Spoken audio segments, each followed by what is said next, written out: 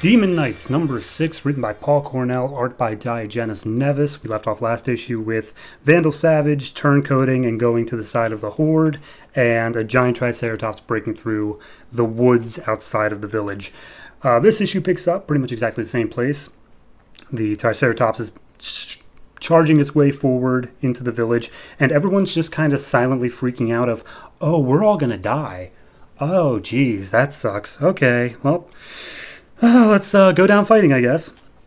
And we see Shining Knight and Exoristos over top the gate, and they look over and they see a bunch of the villagers waving flags of surrender. It's the people who want to just not fight, go into slavery, no big deal.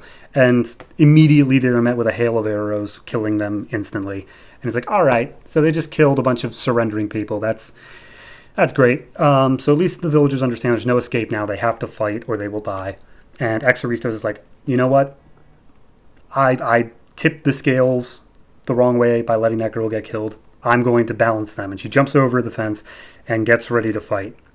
We see the Triceratops and two of its riders. Like, all right, here we go. Gonna hit the gates. Oh, hey, that giant lady is in our way. We'll just run her over. No big deal. And then we get a shot of Exoristos bringing her hammer down and just full on stopping the Triceratops like the truck in Dark Knight where it just like straight up and overs 180. Same thing. She shouts, "You will fall," and then she calls out Vandal Savage to a one-on-one fight, and Vandal's like, no, in fact, bring me dragons. So at this point, Xanadu and Horsewoman both have an idea as to how they can help, how they can do something, but it's going to require a sacrifice. And it's spread over the course of the whole issue, but Xanadu's real quick is she comes to a dying man who's like, even if this day ends in victory, he's got like 1 day left. He's not going to last. And she's like, look, if I commit a human sacrifice, I can get all of my youth and everything back. It's dark magic, but it can work. And she struggles with it, and she's like, I can do this. I can do this. I can do this. She's got the knife to his throat, and she's like, son of a bitch, I can't do this. And she tosses away, cursing herself.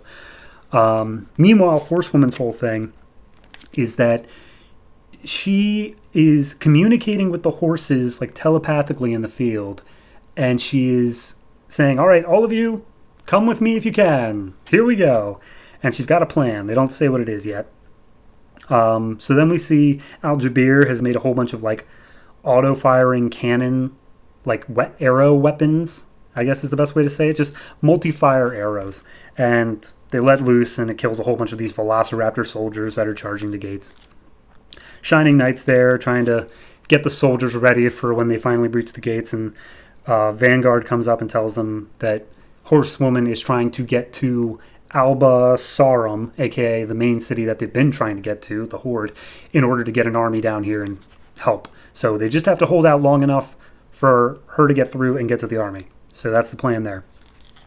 Meanwhile, we see Exoristos fighting, but she's like very badly wounded, and Al-Jabir's like, Exoristos, fighting isn't going to bring back that little girl. And she's like, what? And then a Velociraptor slashes her neck, and Al-Jabir pleads for Etrigan to fly down and save her. And she's like, all right, I guess she'd be useful in a fight, and as long as she's fighting to save the life of my beloved, I guess I can save her. So he does. We see Horsewoman approach this plane with all these horses behind her, but there are 3 giant dragons blocking the way.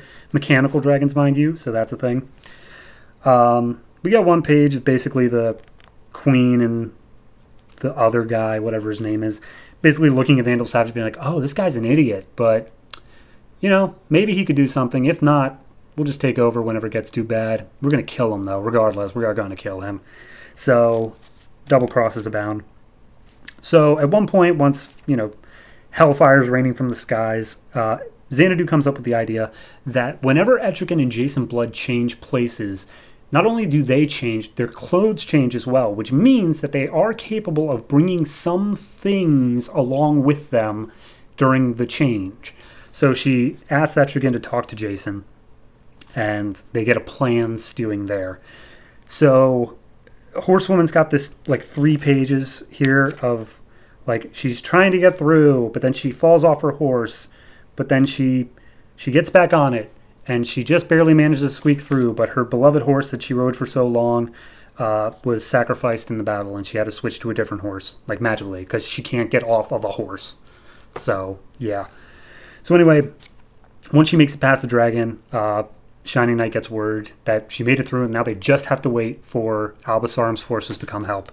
But of course, at that exact moment, the gate gets crashed through by all the soldiers, and the remaining demon knights who are there all ready their weapons and charge in, screaming, "For Camelot!" And that's where we leave off. I like this issue. It's just one big action issue, but instead of feeling like one big, just, oh, everyone's just fighting a general fight, everybody has their own specific thing going on. And that really breaks it up a lot more than just, okay, so-and-so is fighting unnamed soldier 1, so-and-so is fighting unnamed soldier 2, like whatever. Everyone has their own distinct problems and they deal with it in their own distinct ways. And I like how that's dealt with.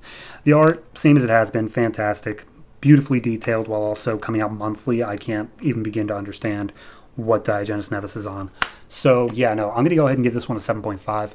I'm still very happy with it. There's only one issue left in this trade, so hopefully that will wrap up this little arc for the formation, and I am super excited to see how that happens next issue.